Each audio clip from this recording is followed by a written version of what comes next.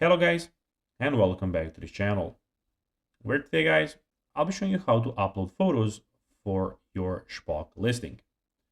So guys, the first thing that you of course need to do is go to Google and type in shpock.com. After that, you just need to go and log into your profile or register to Shpock if you haven't already done that of course. But now guys, let's see what we have in front of us. So in the top side of the screen, as you can see, we have the search bar where you can search for anything. In the top right corner, we have your inbox. And when you click on your profile picture, we have selling, buying, watch list, saved searches, reviews, state locations, help center, settings, and the logout option. But now guys, let's see how you can actually go and upload photos for your Shpock listing. So it is pretty easy and you just need to go and follow these few steps to know how to do it in just no time.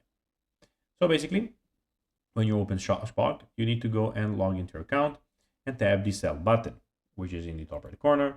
Click on selling, and here, of course, we are in the selling. Then you can either to add photos, take a new photo using your device camera, or upload existing ones for your gallery.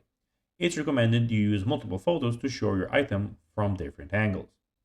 Then enter a title for your listing. Then we have a listing here. Of course, you can go and create one by clicking here, and here you can go and upload those photos. Then choose an appropriate category for your item, set a price, of course, and provide a detailed description for your item, including size, dimensions, and any other relevant details. Then you just need to go and make sure that all the details are correct, and of course, publish it. So guys, that will be everything for this video. I hope that you found this video informative and entertaining, guys. If you did, don't forget to like this video, share it, subscribe to the channel, and put the notifications on, as guys, this really helps us grow our channel. So if you have a few seconds, it will be pretty cool if you could do this for us. So guys, that will be everything, and I'll be seeing you in the next one.